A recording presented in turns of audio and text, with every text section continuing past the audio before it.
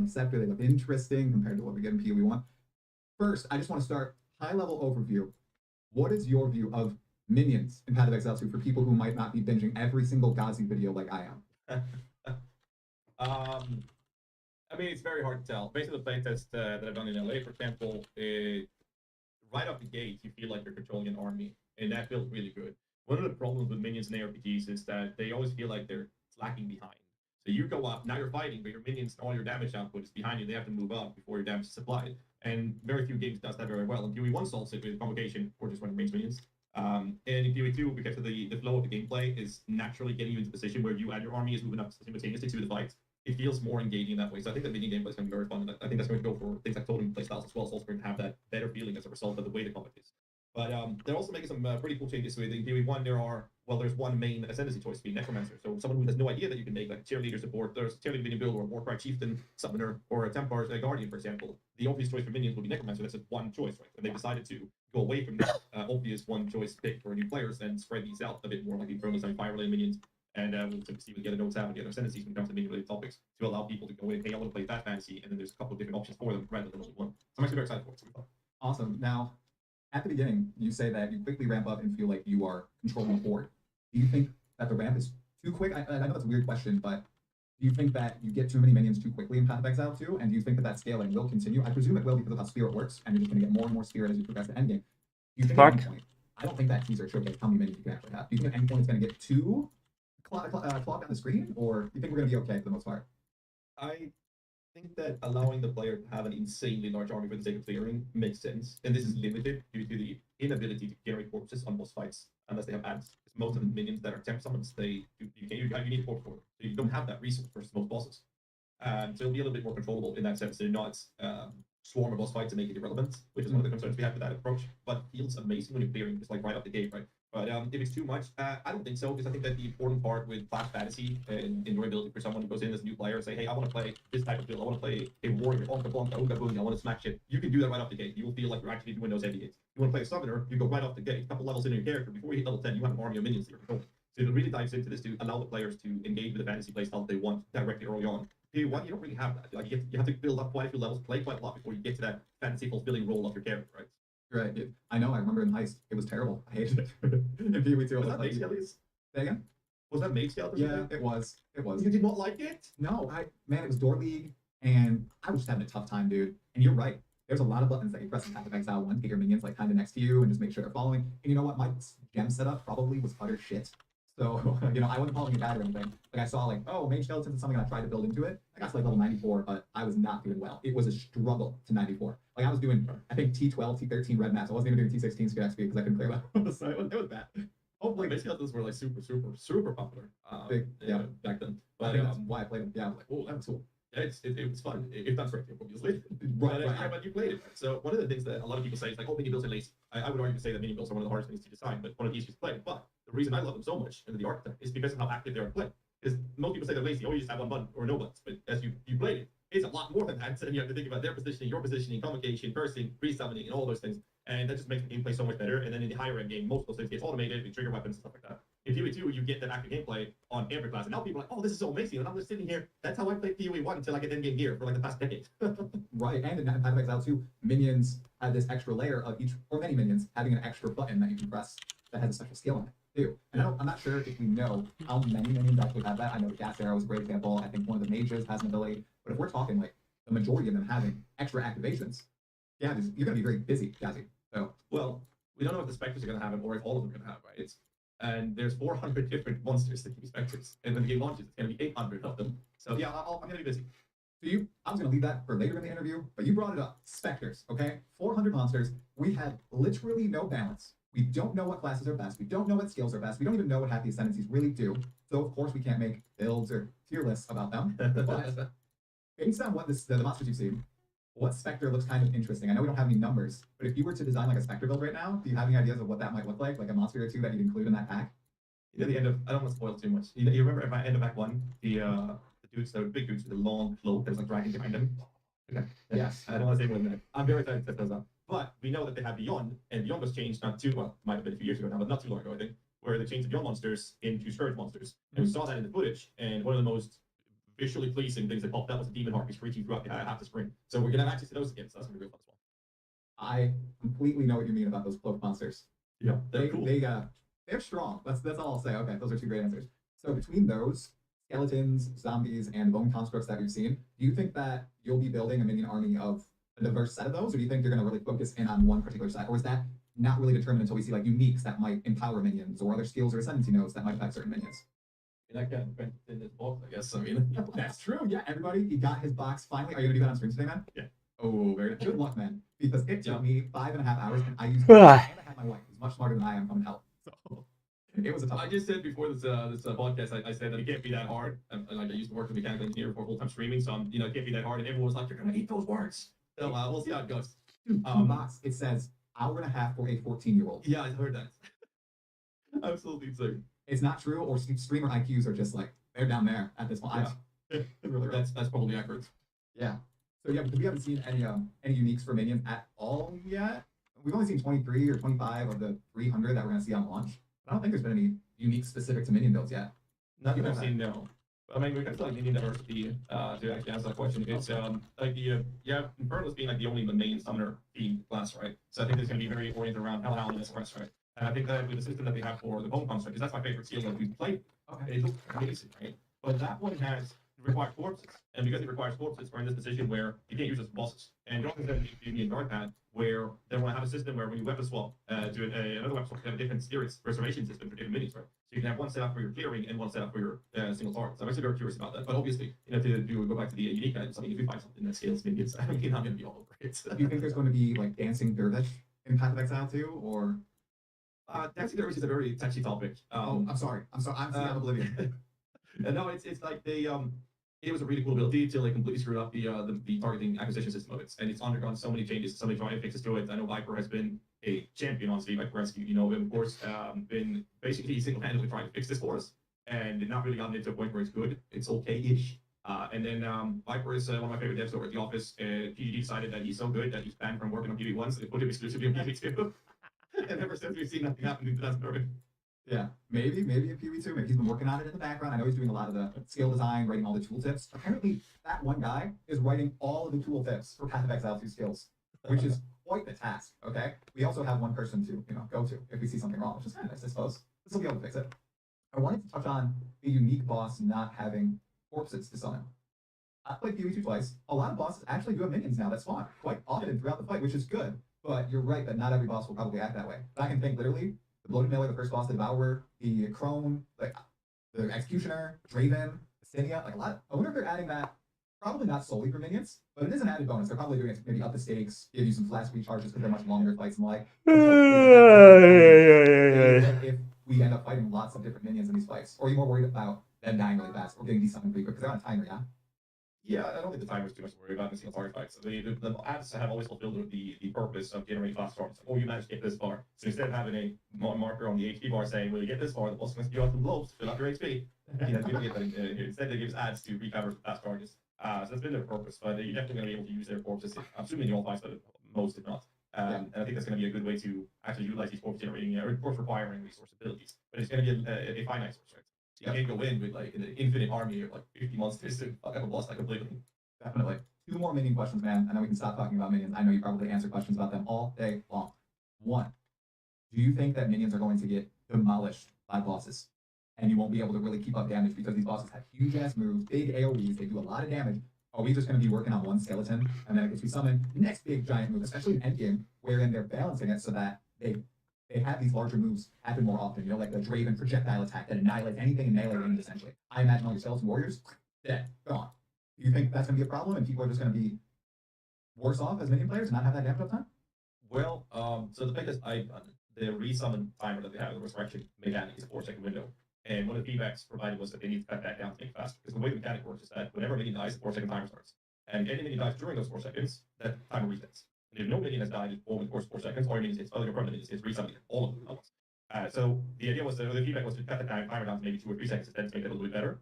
But I think that certain minions are there to act as meat seals, meat for the grinder, and just sit there and take it.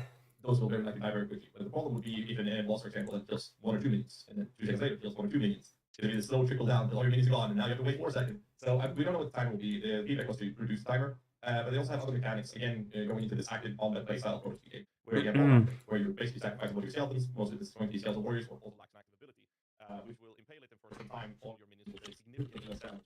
So I think that the playstyle versus those type of hard-hitting endgame bosses will be that you're supposed to, or meant to, cover your minions in one way or another. Either you have minions that are strong enough to take it, or you have the skeleton army where you're supposed to sacrifice one of your skeletons to make sure the rest of your army is going to survive whatever it takes to come. And then you have the skeleton player rates, which they've shown as well, which are actually healing your minions actively. I'm not worried. Awesome. That makes a lot of sense. They're giving us a lot of abilities to kind of. Yeah, I mean the weekly candle is gonna look nice, but defending your minions now instead of like trying to get them to go at stuff, you're defending them as opposed to PvP1. Now, do you know when we played minions or the witch in LA a few weeks ago? Like I've only seen mercenaries. oh man, you guys want to squat again? Oh man. Did anybody play the witch, dude? Not that I've seen. I think most people focus on the mercenary. I think we could do some. I think most touch the. All right, we will do some squads, but I need to set it up. Another separate one was for the witch. So we were like, how we're going to spend our time now and make sure it's ready, right? Give me some time. I need to put on some pants and stuff. And everybody just pulls all footage into the drive, and then everybody uses those footages. So most of the footage you see from those playtests is actually mixed with a bunch of different creators' playthroughs. Really? I mean, it would be good to work out anyways. Like I haven't done shit in weeks. The witch on, December 6th in 8 days. It'll be pretty cool. Although, my final minion question. Any other sentences looking possibly minion related? Like, could you play minions on a witch hunter, a gentleman legionnaire? Or are you seeing any nodes that kind of encourage you to try that? Or is it infernalist, blood mage, all the way, no questions asked, if you want to start as a minion player? I think the most obvious choice is infernalist and fire related kind of minions fantasy to dive into. That's going to be the obvious choice. The less obvious from the nodes that have been revealed, we obviously haven't seen remaining nodes on most. So I'll see if we can check that later. Which hunter, sorry. But I think the Gentleman Legionnaire is probably the one that has the most promising features of being functional as a minion build in general. But how well that'll be, we don't know. We don't know how strong quality will be. Jonathan did say that GCPs or gem cutters persons that increase the gem quality is going to be like a gem game resource. So being able to So yeah, I mean the weekly is gonna close nice, but how often after such a run up do you see a weekly like this and then you don't at least see a wick fill, right? So this is why I drew this triangle, because I think the most likely thing we're gonna see is at least test this low again, right? And then form this. The minimum I see here. We don't necessarily have to crash to like 80k. I mean, I think it would be healthy, but who the fuck knows? Speaking of, cool. Second campaign playthroughs. Yay? Nay? You like what they did? They're saved by Blizzard. I'm sure you saw that in Legendary Drops interview. They saw, oh my god, Blizzard is getting bumped down. You don't want to get bumped down. Let's not make their mistake. Let's pivot right now. Build out the end game. We'll finish the rest later. We can do cool for 6 months, a year. That's totally fine. I think that they are more often than not knows their player base, and the player base don't really care about the campaign now. New player acquisition, I understand that focus. I think they're doing a really good job on that. But endgame is so crucial. It's so crucial. I believe as Chris Wilson has said that once a player tries their game out and they get the maps, they own their soul. Which something like Chris said that, right? Yeah. Like, but if they don't get there, they don't get to see the vastness of the options and variety and endgame type of events or stuff they can do, and the player agency involved in that as well is just so insane. I mean, they're releasing more content in early access than most AAA companies have released in many years, and then they have the audacity to say, "Yeah, we're just going to casually double that." So yeah, I think that to answer your question, the decision to get full difficulty, I think is a good choice, because I'd rather see that than them making a half-ass version of the end game starting from at level 45 or whatever it is, and instead of what the fuck do I know? I mean, put you at the level, estimated level that you're going to want to be on for the end game that we have.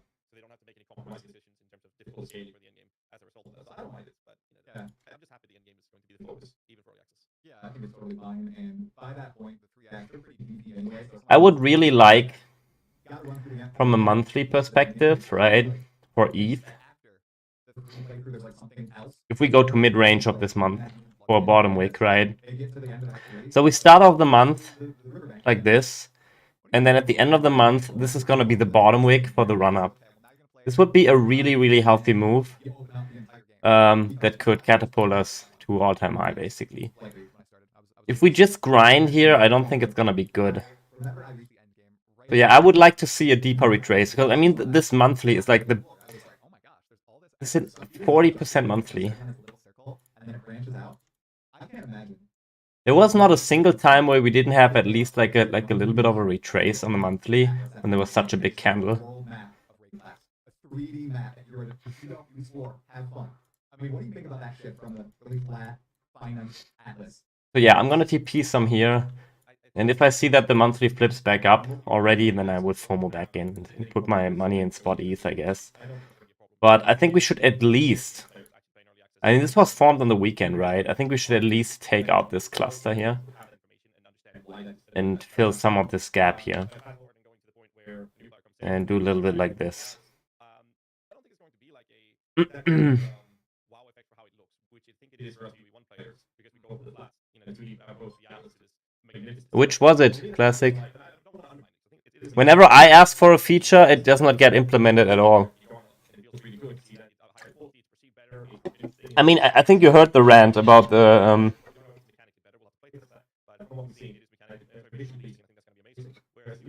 risk to return ratio and capital percent. Ah, okay. Yeah, you remember my rant, right? About the features that got removed from version 2 and they never got reintroduced yet. It's still annoying me. And every fucking day I could really use that feature. I'm more and more annoyed that nobody's implementing it. The familiarity that comes with just being able to do the same layout in an RPG, right? This is a big massive shift compared to that, right? So, like, I've played Path of Exile for 10.5 years and streamed it for just as much. Thanks, Dax. I appreciate it that you that you talk with Sam personally. That he granted you an audience. So funny. Okay, let's see. Here we go. Oh shit.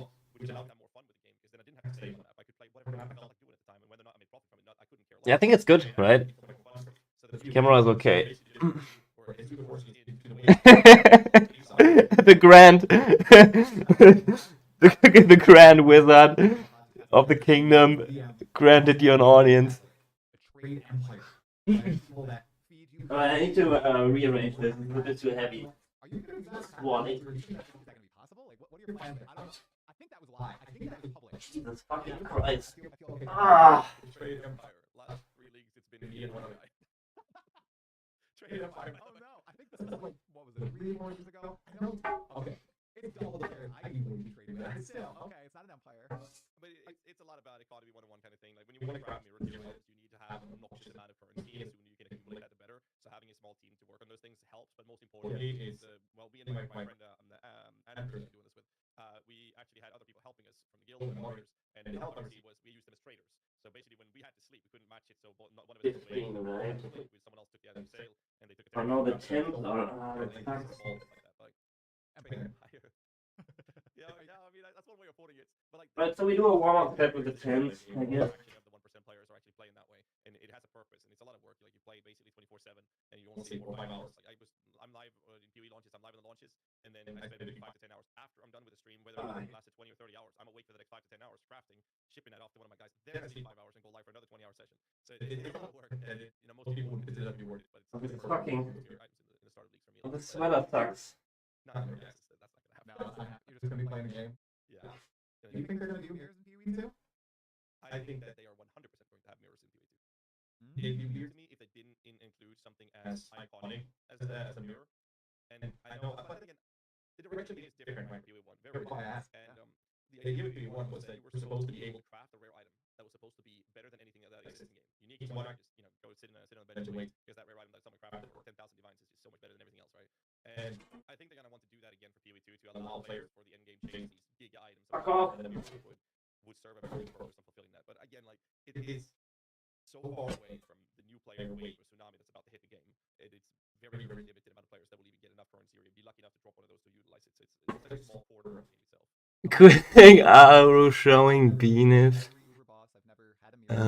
Wait. Given today's age where we consume all this content about game, right? And watch clips of you, near tier items, or Ben. Let me know.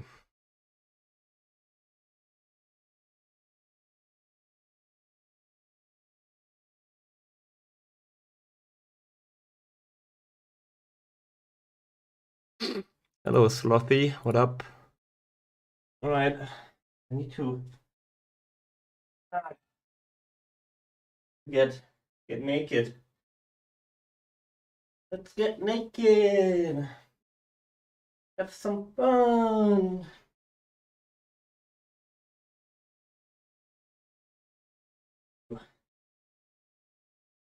Oh, my legs.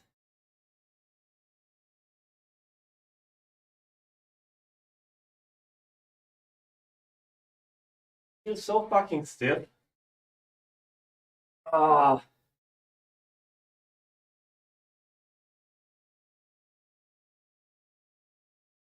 Crazy. Maybe I should do some single legs. Instead.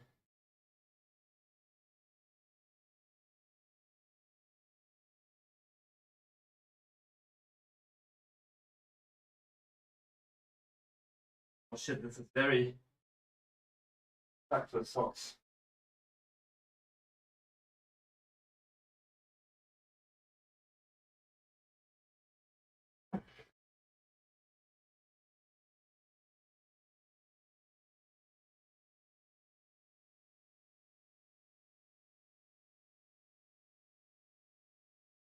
Have we rocked already? Not really.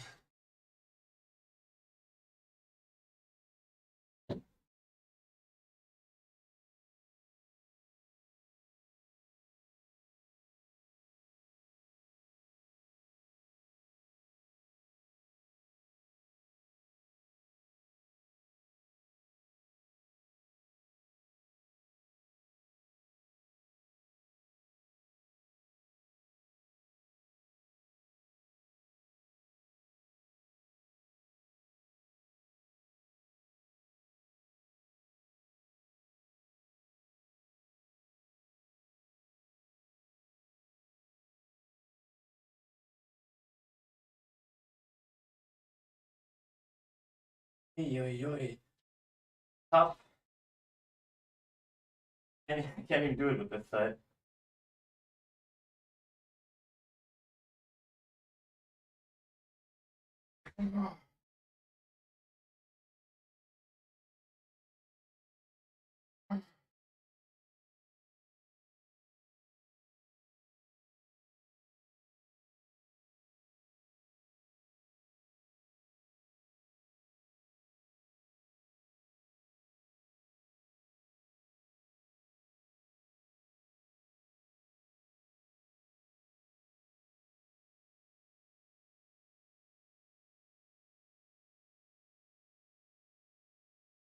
Shit. Ah, fucking hard.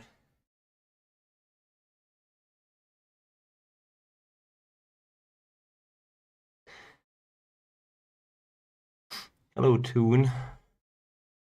What up?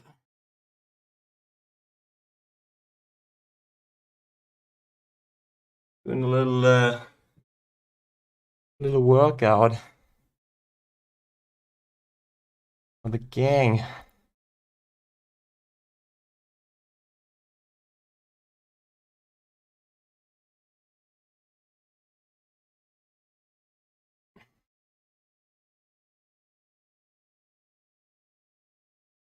Good job, Aru.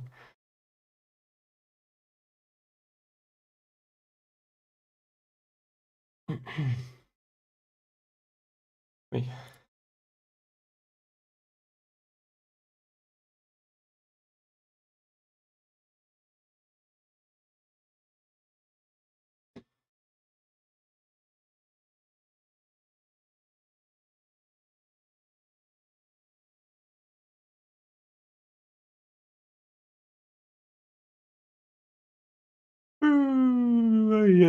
Ay.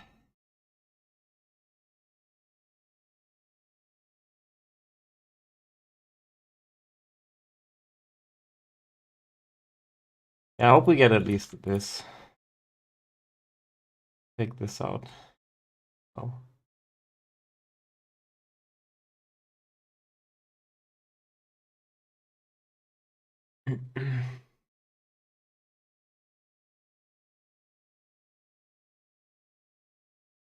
And SPX new all-time high.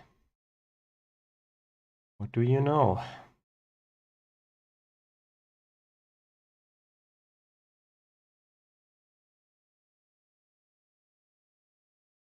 Ooh.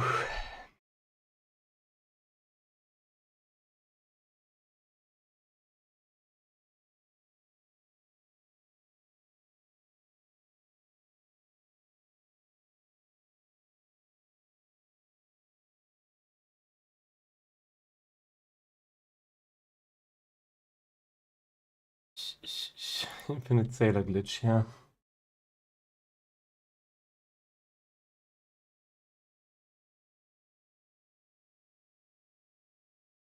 $15K. I don't know. Let's look at MicroStrategy. I might long MicroStrategy.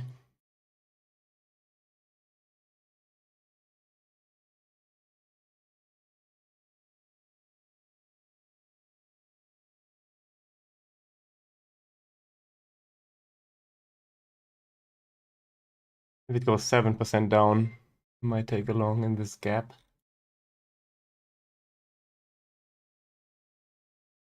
Oh, the chop never ends. I swear.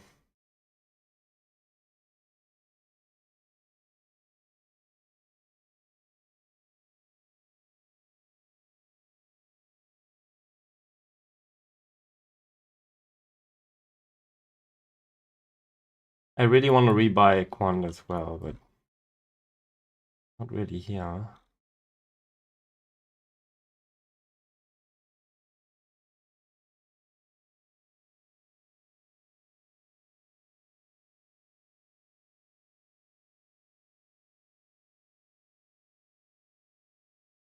Just buy ETH.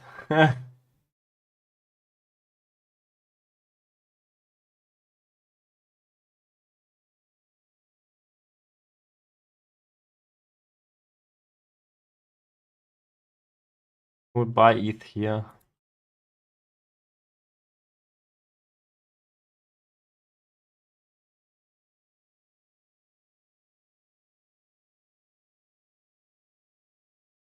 Any reason I'm not back in this is that I'm scared that Bitcoin rocks.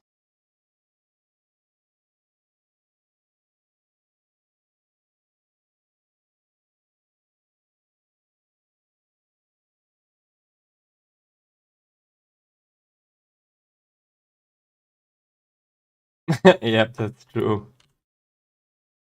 I mean, there has to be some deleverage. I mean, look at all the funding rates. They are absolutely abysmal.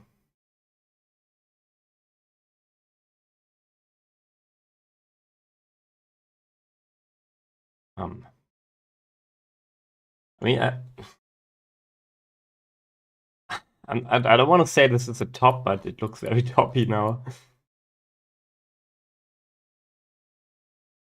It looks very toppy, I gotta say.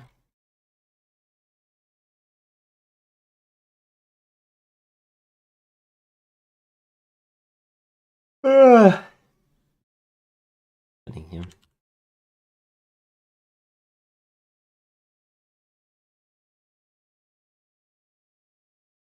Has anyone actually played this?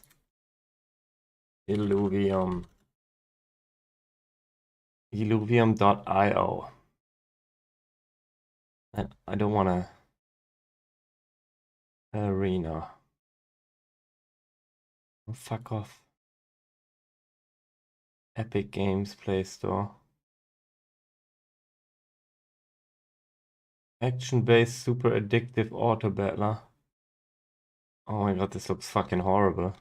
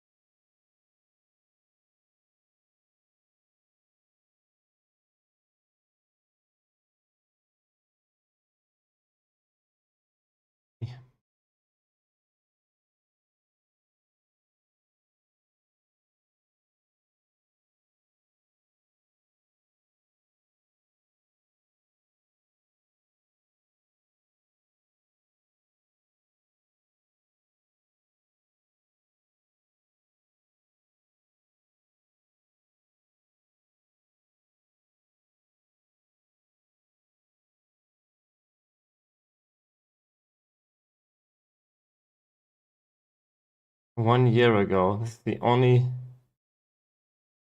I have a theory. People are gonna, so I can show you what a loop. Like I said, it's a thing that it means that a lot of people can play. It's a gaming Web3 being pumped into it, but a project like this understands that it's pretty dumb to be putting money into a market that's an ecosystem that's unalive at the moment. So What? Is there any gameplay video? This is insane. Is there any gameplay?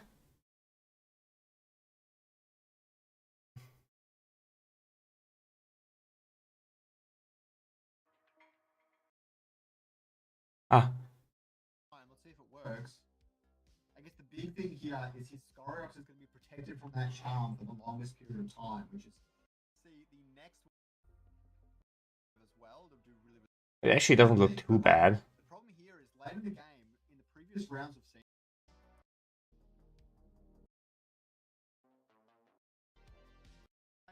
Why did he manage to get it?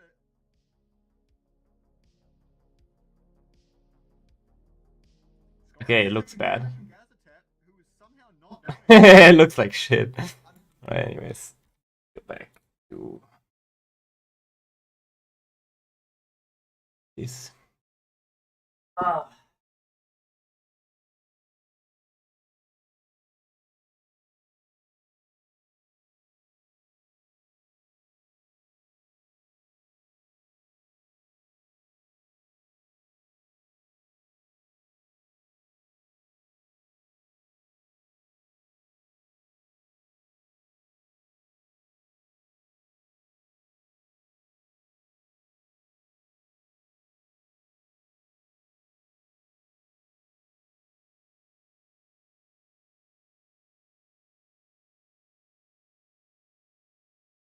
Hard.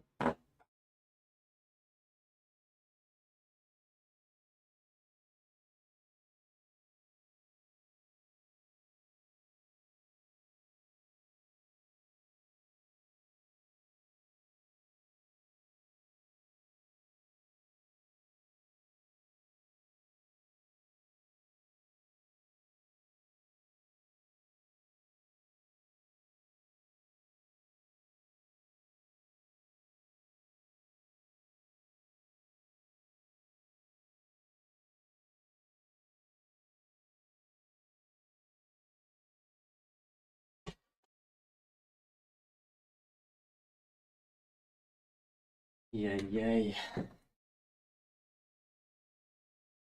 Living in a shelter? What do you mean by shelter? Huh? What?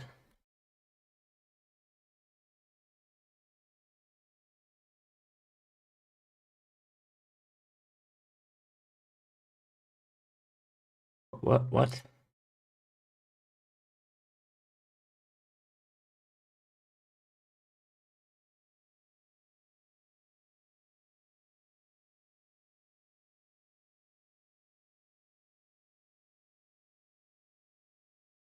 Can delete the WX thing? Alright.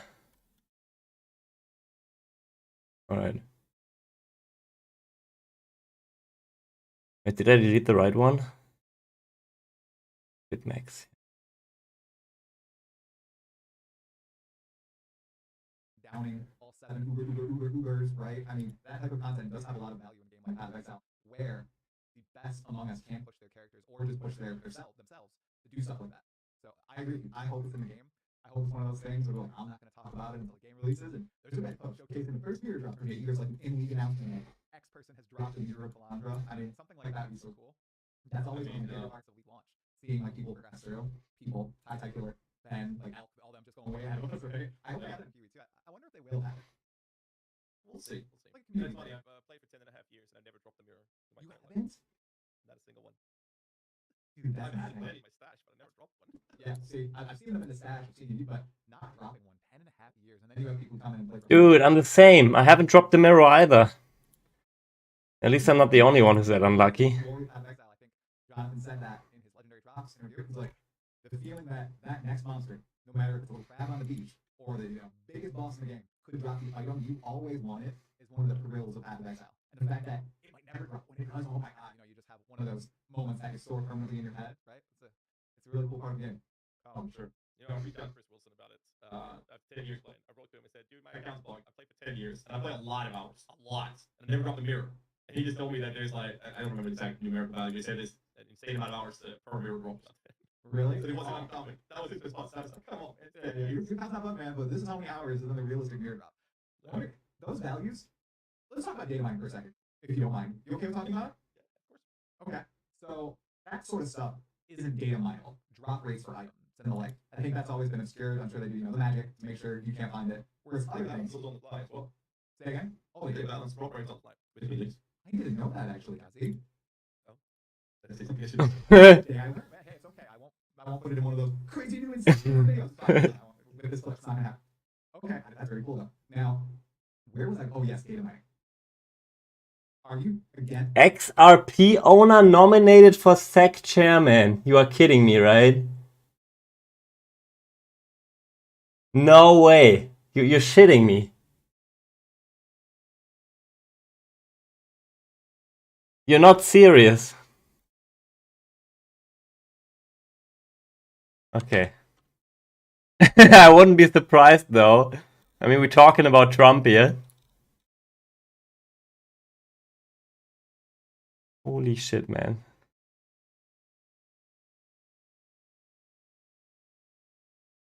I think it's time to short, huh? I think it's time to short XRP. Not gonna lie. Dude. Banned for lying.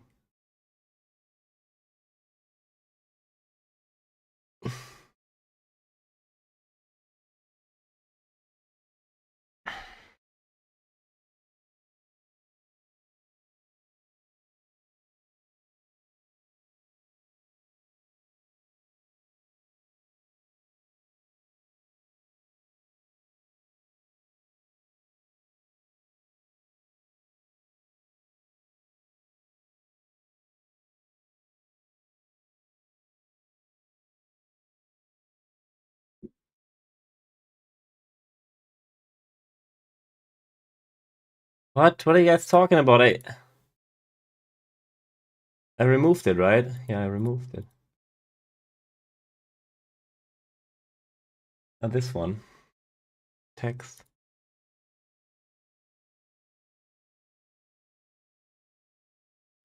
For data mining in the game. I personally, I hope it doesn't happen before launch. And if it does, I'm just not even gonna cover it. I know a lot of people probably will need to, right? Because if you suddenly have the other 6 descendants, sort of biggest, best class in the game that you want to make a mini build for, I mean that's basically suicide, right? I just got this video demonetized on YouTube. Damn it. It's going to you taking out your channel, yeah? Which is terrible if that actually happens, but it seems like a lot of people are waiting for that data mine info to possibly come out. What's your take on it? Well, I have 2 different takes, and they were both of side spectrums. Okay. So me as a player, I don't want this. I think most of us are in that boat. We want to go in, everyone live streamers, content creators, and players alike. We're going to go in and explore, and that's going to be the marvel, the joy. Oh, look at this unique. Oh shit, you can do this. Oh, look at this fight. And that's like the enjoyment out of it. It's so incredible. That's how you do in the past. Yeah. And then you have the content creation part of it, which I don't think is a problem right now because there's so much to make content with my game editors, trying to talk about those videos on YouTube, and I have too many videos. I don't even know which one to record. If I forget data mining as well, I wouldn't even know what to do with it. But not everyone's in that boat, I guess. But you have the aspect of data mining. I write guys for last people D4 and Ice Mains, right? writing it's third board and I have to be sold by Ice Mains for PWE and we're gonna have Ice Mains second PWE too. It's a lot, right? And all of those things, they need to make their tools and everything to make those high quality for the audience, and that part data mining. And being able to have those prepped up, traffic, all those, the SEO, all of these things matter for that part of the industry, and data mining is marvelous stuff. But we had data mining and everything pre-prepped, and basically the game was sold for, say, Yelp Force expansion, at least recently. And I think that would have gotten 3 to 4 weeks of enjoying playing Yelp Force expansion. If they didn't have data mining, I really think they would have done that. It was really fun to enjoy and explore those things, but we did that before the game launched. The fuck is Portal? Ready and it launched. Never heard of this. And that's kind of the theme of that. So the problem with data mining is that it ruins the enjoyment game for many players, but it also allows players to have this mindset they're going in, they know that they have a structured guide, whatever they're following, so they can somehow think that basically it does give them a template to follow. And some people prefer to play games that way, and that's the main configuration over the past decade plus, where games are sold, guys are out there, you're not really playing the game yourself, you're just following a structured guide or template tells you what to do. And some people like that because they're going to become some other aspect of playing that way, and that's fine. But I think that most of us have been around playing games for a long time, but not the younger audience maybe, but most of us play games. We want to go back to how it was back in the day, where you were there on the beach, couldn't move till the timer hits 0, next time start playing the game, and we know nothing. It's just explore and be surprised, shocked about the things we encounter, and that enjoyment you don't find that in many games. I'm very happy that they're not allowing us to hate one. Yeah, I'm really hoping nothing comes out from the Xbox client that's already downloadable, and when we preload, I hope it's in the dark. I hope they do a good job hiding a lot of that info. Like they have been doing that with unique items, I think, for a little bit of time in new patches where the uniques aren't actually data mined. They're found and posted onto the internet, and that's how you find them. I really hope that golden age sticks around at least for like a week or so. Obviously, day one, we're all going to log in. We're going to get to that first trial. People are going to click on the ascend. They're going to find all the nodes. That's cool, though. That's cool because everyone won't be, most people won't be on the internet reading about, oh my gosh, here's all the ascendancies. They're going to be in the game playing, or they're going to be in the queues, upset. Yeah, right. So here's the thing. If servers go down, after people get the ascendancies, I'm like, all right, okay, maybe look at the ascendancy nodes. But if everything goes smooth, grind your games, just play the game, find it out for yourself, explore it. I mean, one of the biggest mysteries, Kazi, one of the most exciting things for me, and I'm asking this to every single person I talk to, that damn pickle boss that Mark says is the hardest content he's ever made in Path of Exile. What do you think it might be? Like, is it an old foe? Is it a new foe? I think they're gonna have a new one to make it more refreshing for sure. But give it like 3 hours and fight like killer Ben's gonna be head to head fighting it. And unlike us mortals, we weren't brain a test tube like Ben. It's gonna be fun to see when they get there and kill it before anyone else hit level 50. But we'll see. I'm very excited. On that, do you think that it's going to be as easy? Because we have one portal, and you have to go from 100 to 0, and a lot of stuff unlocks throughout the fight, right? So with someone, and you have to do it in that chance. I think if you portal out, maybe you can portal out in the fight, or log out during the fight. I don't even know. Like, I think it's going to be a lot harder for them this time, or Tai Tai, or whoever gets there, Jung, L, all those really fast people, because you get the one shot and then you're out, I think other people might actually get an opportunity on it. Unless, they are kind of a step up. Like, I don't know. I'm hoping here, I'm like, oh, somebody else, a rising star, some random player who's never been heard of before, suddenly it's going to see, this random star has killed Zana, or something like that. And everyone's going to be like, oh my god, what's going on? That'd be pretty cool. I think that, one of the concerns I think myself and many others have is that you only have one shot, especially when you have counter hits. Yeah, so the one life thing. I think a lot of people are concerned about that because not about it being too difficult or anything, but rather difficulty of the boss being easier because you have so I think that an aspirational endgame content like that should be very hard. And if you only have one shot at it, they might make it easier because of that. So I think a lot of people are concerned, or at least some people, I know for a fact, are concerned about them being too easy as a result of you only having one chance at it. So I just hope that they're going to make the fight so ridiculously hard that you really are going to have people find it and be like, oh, I'm going to fight it, and then you immediately just not do it. And then there's going to be this build-up with the hype around it. Like, oh, this is actually really hard. You need to prepare for the do and all those things. I like that aspect of it, but I'm sure there are other sides of the argument from other people as well. But the concern I have is that it might be going to be a little easier than we hope it's going to be because of the portal situation. But we'll see. My dream that I had about it last night. Yeah, I'm bringing guys. They say that there's a maze. Now I'm thinking, going in there against the boss. Take a button, no scope 360. Leading up to the boss, you're going to get exposed to the different mechanics, maybe kind of introduced to what you're going to find. Look at this. Take button, no scope 360. Dick butt no scope 360. Probably see Dick butt no scope 360 ticker within the next 5 minutes on Pump Fun, lol. Took like 1 minute. Bro, it just hit 500k. LOL. Man, this space is fucking retarded. Dick butt no scope 360. Amazing.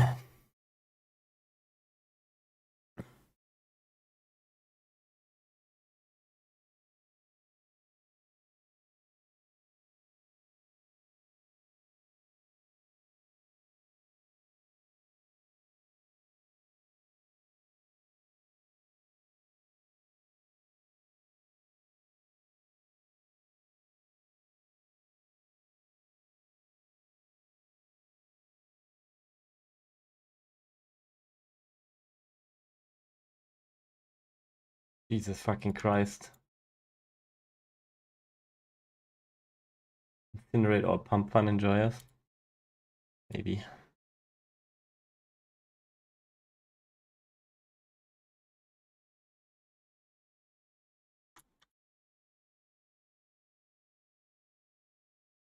I really want to short XRP.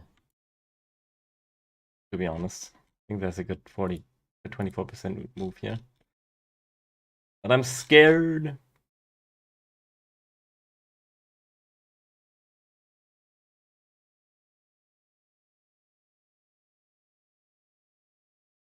I'm already tired.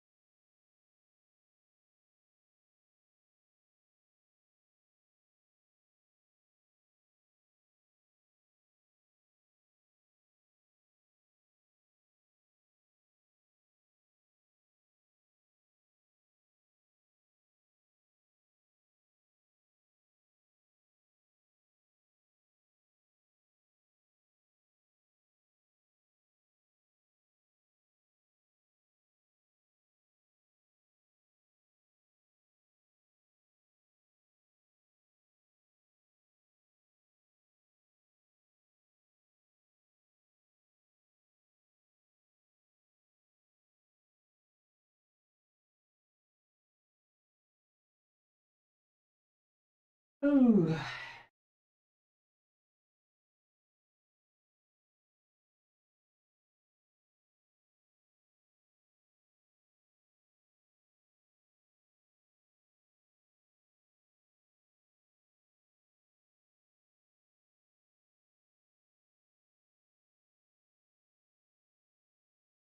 Talking about Koreans. Shorting.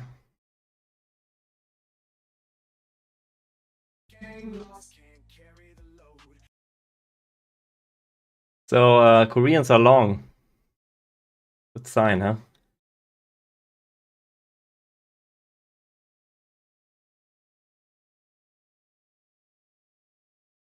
So that by the time you fight the boss, if those mechanics maybe ramped up to 11, some new stuff sprinkled in there, because you're right. Maybe they feel like they need to design it to be easy for the one portal, but it can't be, man. It has to be part of Mark said, the hardest stuff he's ever made. All right, and I don't think he's lying. I do believe Mark at this point. I really do. So he has followed on a lot of stuff, and everything yesterday said he thinks that Mark is like one of the architects of this new end game. Like he was just like, all right, I'm going above. I'm just molding it all myself. Here we go. It's gonna be amazing. And given all the things that he's done in the Pathways Out 1, boss fights that we've seen, he might be right.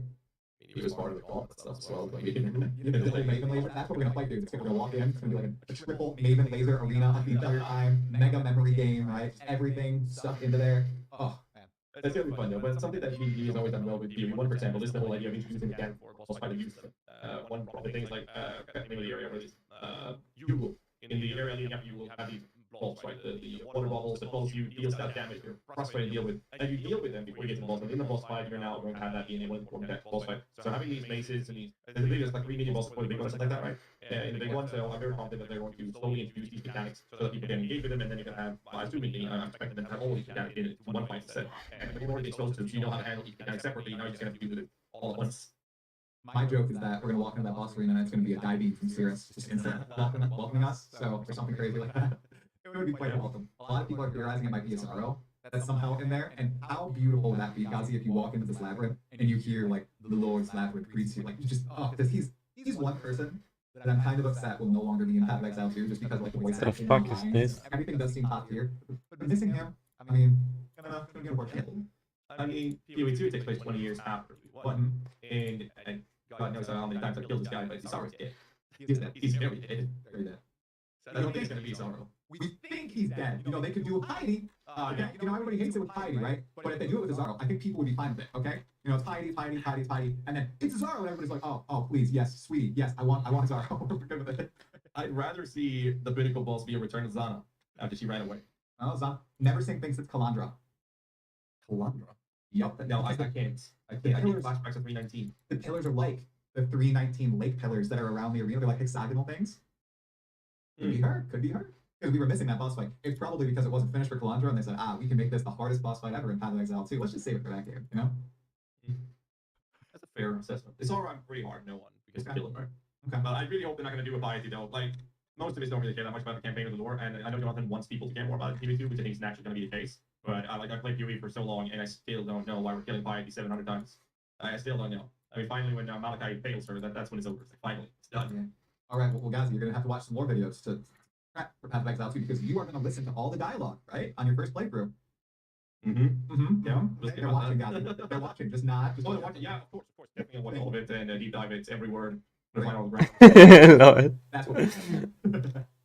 I mean, Kit Kat Noodle is famous, like very known for her lore series, so actually might be worth actually getting a grasp of PV1 lore moving in. Yeah. She does a good summary of all of it too. In the videos, they're concise. So I'd give them a watch. You know, if you have some time to burn on stream, you know, doing your crazy 8-hour streams every day leading up. Are you doing a subathon too for Path of Exile 2 launch? You are. Yes. Is your sister coming out again? Yes, the TLDR is they said June, they delayed it to November, and I was like, okay, it's happening in November. Let's get my boys in. I had a friend of mine take unpaid leave from his work. I was like, I'll compensate you. Let's get in here. Let's do this. I flew my sister down. She took unpaid leave from her work, and I was like, yeah, let's do this. And then they're like, yeah, we're gonna delay it till December. I'm like standing there, bro, I gotta pay these people. But they managed to get the work hours back, but my friend couldn't do it on December. My little sister's gonna find out and help me with some of those. Gonna do it this week too. Fuck is this shit? And there's some really stupid shit going on the sub goals. You're gonna have like the giveaways and PC hardware sponsors and That doesn't sound stupid. tough stream and make outfits. That sounds stupid. Inflatable banana. Yeah, just having my sister cut my hair. I haven't had a haircut in forever. My hair is like so long right Oh now. my, yeah. Look at those And, nice ones. A waxing siege session is also in the list. It's like there's a lot. Oh man, that better be a high sub goal, dude. Is it? Please tell me it is. I haven't listed the numbers yet. Yeah, I'm still deciding. The You know, waxing sounds I did a wax like a few months ago, and like I got hair dye. I got hair. I'm 50 cent too. I think about the same. Yeah, there you go. Your legs are the same, right? My legs are the same. Legs very hairy. Hairy. Max bit only. I haven't waxed them. No, I only clean certain areas of my body. Okay. Yes, Not- I'm in the same boat normally. Yeah, like like I got hair hair is is forward, so Yep. yes, we waxed the leg, half my chin, I think, on the leg, and then that hurt. Movie was so good, I want to rewatch it. It still hasn't grown out properly. You can see the shapes still to this day. This was months ago. So don't do it. It's not working. It's not going to happen. But you know what is going to happen, guys? Path of Exile 2 is going to launch in 8 days' time. All right, man. It has been wonderful chatting with you here today. Is there anything you want to say to people watching the VOD, people in the chat right now about PoE 2? Any reason they should log in, buy support packs? I mean, they're releasing more content in an early access than any AAA game company has done in many years. And the buy-in is $30. And if you're not able to do or pay $30, then wait for the launch. It's going to be free to play with that content. I want to watch it now. I'm gonna go watch District 9. Lol. Basically, the argument is very simple. If you like RPG games, there's no reason not to try Path of Exile 2 because it's free. That's just the argument there. There's no point not trying it. Well, Gazi, very finally said the first quadruple A game, perhaps. Congratulations, GGG. Everyone watching right now, you can find Gazi mostly on twitch.tv. He streams all the time. He's going to do that big subathon. You want to see him get waxed once more. You want to see him in the maid outfit, in the hot tub, on the banana between his legs. It just has to happen, everybody. I'm probably going to throw a sub over there for him, too. And if you don't want to watch him on Twitch, he does YouTube videos all the time. What is it? YouTube.com/GaziTV, I think. Perfect. 3 a day right now. He's railing them out there. Okay, way more than I've ever done. And they're all very high quality. Thank you to his editor and to your beautiful voice for narrating them, dude. Thank you so much for being on here. I'm going to go eat in a little bit and sleep, probably, because I am blasted. I'm blasted this point. I don't know how you do it for 8-9 hours a day. You're doing. Trust me, you're doing well, man. You've been doing really good with YouTube and the streams and everything. Thanks so much for having me on this, by the way. It's been fun seeing you grow as a content creator. So, I mean, give it a little bit more time, and then I'm sure we're gonna see you do full time here very soon. We'll see, man. That'd be awesome. Graphs are green. The numbers are like this. Oh my god, fucking idiots are pumping Bitcoin again. They bought the dip, guys. They bought the dip. Can you imagine?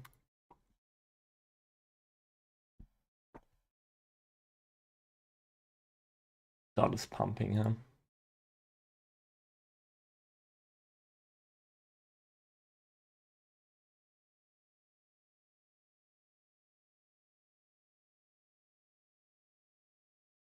Brother.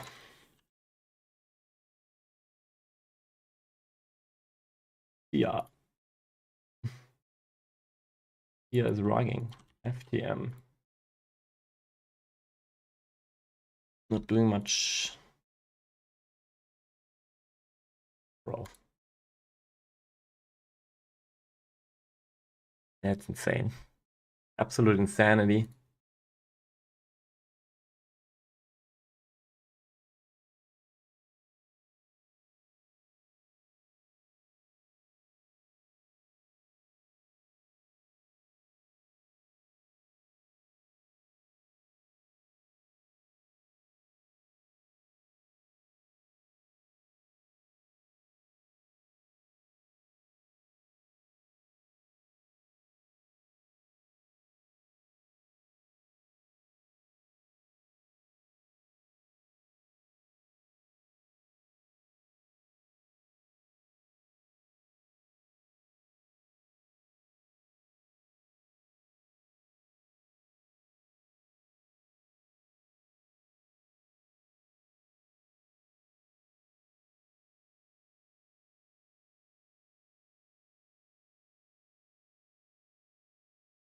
And I feel like eating something, but I don't know what. Be right back.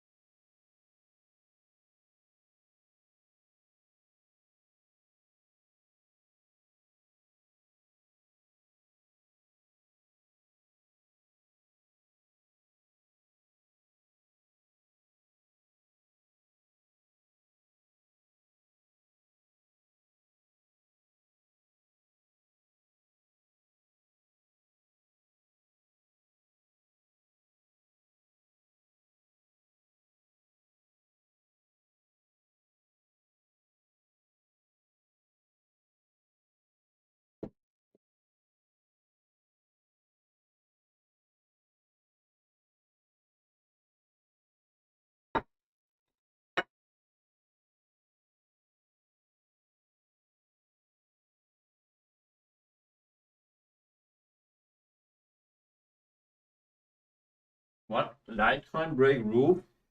Ready to fly?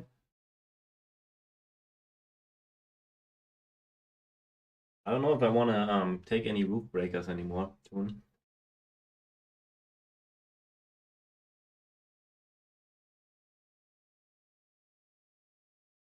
I think the market is very problematically over leveraged. I mean, for a really quick scalp, I might hop into something, but I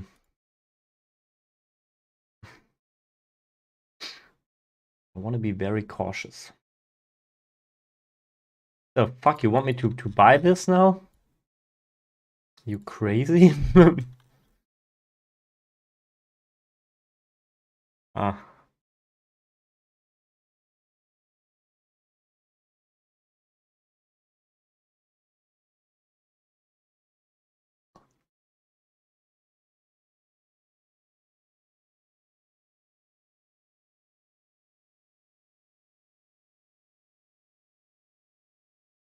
Alright, I'm gonna disable the camera. I want to eat in peace.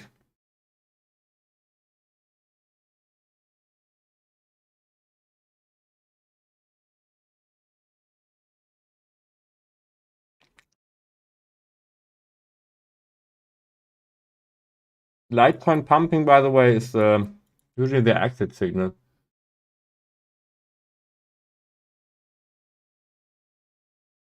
You didn't know.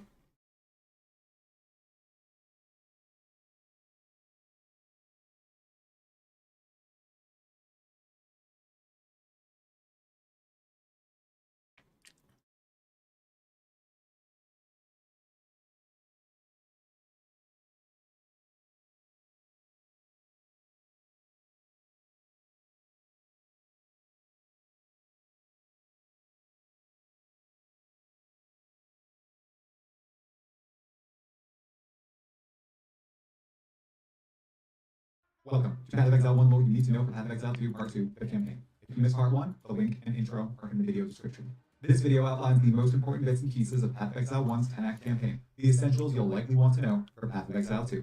Like the video if you end up liking it, and subscribe for more unique Path of Exile 2 content just like this. Act 1. The first 4 acts of Path of Exile 1 craft Part 1 of the game's 2-part campaign narrative.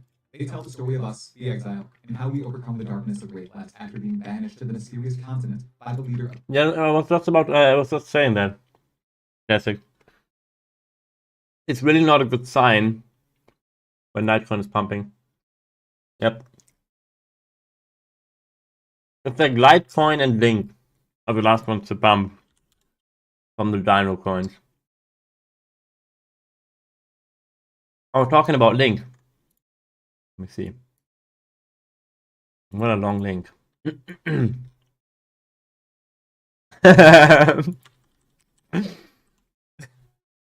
EOS, yeah. Right, I'm gonna long link.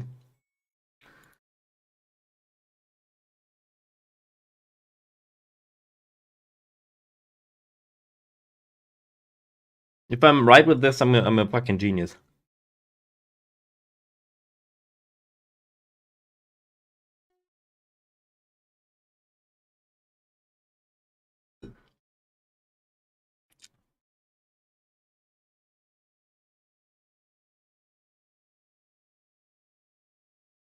of the sinister theocratic government of Oriath, High Templar Dominus. For example, the duelist is banished for killing a nobleman who insulted him. The witch is exiled for avenging the murder of her kin with the slaughter of a village. The Templar is sent to Wraithlast for being too pious and disavowing the current Templar leadership. No matter which exile we play, we end up in a shipwreck and wash up on the shores of Wraithlast on the Twilight Strand. Quickly, we make way to Lion Eye's Watch, an old outpost of the Eternal Empire. It's where General Marseilles Lion Eye battled and lost to King Kaum and Queen Hiri long ago, nearly cementing the defeats of the old Eternal Empire, the victory of High Templar Ball, and the washing of a purity wave over Wraithlast. Famously, when Marquez fell in battle, Kaum added his head to his unmatched belt. Remember, the Eternal Empire is the last civilization to hold power over the vast majority of Wraithlast, the continent. But their civilization ended at the hands of a thaumaturgist named Malachi. Why? Well, we'll explain further in a bit. In the tiny settlement, we meet Vestal, Nessa, and Tarkley, with the latter two providing us with the most information about Rayclast, Lionize, and the surrounding lands. Vestal rhymes and yaps a bunch, which I can respect. Past Lionize Watch, we traverse the wild coasts of Rayclast and enter Axiom Prison, an old structure of the Eternal Empire. Once it was ruled by a well-respected warden, Lord Incarcerator Brutus. Now it is a ruin overrun with undead and necromancers. We discover the upper prison is being used as a laboratory by an Oriathan woman named Piety. She's researching thaumaturgy, the twisted magic of Rayclast, as cataloged by a long-dead thaumaturgist transfigurist named Chevron. She runs before we may truly encounter her, and in pursuit, we come face to face with the reanimated corpse of Brutus, stitched together and empowered by Chevron herself. We slay the abomination, overcoming our first real match with thaumaturgy, and this is a key concept in Path of Exile lore. It's interwoven with civilizations past and present, although the villains so far, mostly Piety, rely on geniuses of a prior age, namely from the Eternal Empire. The first name we see is Chevron, but more will quickly pop up: Doedre and Meligaro. These are three names to likely remember for Path of Exile 2. And Path of Exile 1, of course, has no shortage of bringing the Godless Three up over and over. Thaumaturgy, or the wielding and twisting of dark magics and science, is the main weapon of antagonists in Part 1 of Path of Exile 1 campaign, and it's used for awful things. One example, of course, is Brutus, the prison warden we just downed. He was rebuilt while living by Chevron, turned into a berserk weapon to be used against the rebels following High Templar fall during the Purity Rebellion, but he ended up slaughtering his creator and becoming a near-eternal watcher of Axiom Prison. Hillock, the beast of a man we killed after first washing up on the Twilight Strand, was another, albeit different. His undeadification occurred due to the Eternal Empire ending Cataclysm that forever changed the face of Rayclast. Two very different thaumaturgical causes for abominations to be created, but very similar outcomes. This idea is almost 100% in Path of Exile 2, pursued by a very different, The fuck? Why is this so illiquid? individual. We pursue Piety outside the warden's chambers, attempting to move inland, but she blocks our passage, forcing us to delve into the ship graveyard and then the lair of the Siren reveal. With a quick stint speaking to Captain Fairgraves about a cursed object, we dive into the Siren caves and learn of her downfall, yet again to a thaumaturgical object, the Star of Rayclast, rumored to be a necklace with a virtue gem pendant. For those who did not watch the basics of Path of Exile 1's lore video, virtue gems are crystallized corruption, stones that give tremendous power, like the skills us exiles use, but can also negatively impact anyone who uses or wears them, particularly if they directly interact with your flesh. Their origins, while thought to be the beast, something we'll talk about very soon for the longest time, may be a little bit more ancient. The star, combined with the betrayal of her husband Doresso, turns the beautiful singer of the Grands negatively impact anyone who uses or wears, attempting to move inland. Two very different thaumaturgical by Chevron turned into the Godless Three up over and over. Thaumaturgy, or the wielding and twisting of dark magics and science, is the main weapon of antagonists in Part 1 of Path of Exile 1 campaign, and it's used for awful things. One example, of course, is Brutus, the prison warden we just downed. He was rebuilt while living by Chevron, turned into a berserk weapon to be used against the rebels following High Templar fall during the Purity Rebellion, but he ended up slaughtering his creator and becoming a near-eternal watcher of Axiom Prison. Hillock, the beast of a man we killed after first washing up on the Twilight Strand, was another, albeit different. His undeadification occurred due to the Eternal Empire ending Cataclysm that forever changed the face of Rayclast. Two very different thaumaturgical causes for abominations to be created, but very similar outcomes. This idea is almost 100% in Path of Exile 2, pursued by a very different, incredibly legendary individual. We pursue Piety outside the warden's chambers, attempting to move inland, but she blocks our passage, forcing us to delve into the ship graveyard and then the lair of the Siren reveal. With a quick stint speaking to Captain Fairgraves about a cursed object, we dive into the Siren caves and learn of her downfall, yet again to a thaumaturgical object, the Star of Rayclast, rumored to be a necklace with a virtue gem pendant. For those who did not watch the basics of Path of Exile 1's lore video, virtue gems are crystallized corruption, stones that give tremendous power, like the skills us exiles use, but can also negatively impact anyone who uses or wears them, particularly if they directly interact with your flesh. Their origins, while thought to be the beast, something we'll talk about very soon for the longest time, may be a little bit more ancient. The star, combined with the betrayal of her husband Doresso, turned the beautiful singer of the Grand Sarn arena of the Eternal Empire into a twisted beast, a siren. Hundreds of years after her transformation, we slay her and enter the second act of Path of Exile 1, in pursuit of piety and more answers. Act 2. Now inland, we reach the forest encampment, a settlement mostly run by Asmirians, the predecessors of the Eternal Empire, tribal and still alive. Inside are Groost, an Asmiri with a disdain for outsiders, Aramir, who is an old exile like us, Gina, who is a bit of a wild one, and Silk, who is quite the talkative spider. In Act 2, we decipher a bit more about the Eternal Empire, the connection between piety and High Templar dominance, why the two are so interested in the Eternals, and we learn a bit more about the Val, a civilization that far predated even the Eternals and the Asmirians. We discussed the Val in the first video. You need to remember them, and in particular, the mysterious Doriani, for when you play Path of Exile 2. Doriani was to the Val what dominance and piety are to the present, or Malachi was to the Eternal Empire. He was the master thaumaturgist and probably behind the downfall of the ancient Val civilization. More on him in Path of Exile 2. We learn the most from Aramir, the fellow Oriathan exile who once worked for Dominus and entertained the ambitious man's interest in the Eternal Empire's research of thaumaturgy. What a mistake that was. He provides insight on the next Eternal Dominus and piety fancy, Inquisitor Malagaro, whose laboratory lies near the forest encampment, a fetid locale known as the Chamber of Sins. Remember, Malagaro matches with Chevron and Doedre. We head there and delve within, discovering an imprisoned Oriathan woman named Helena.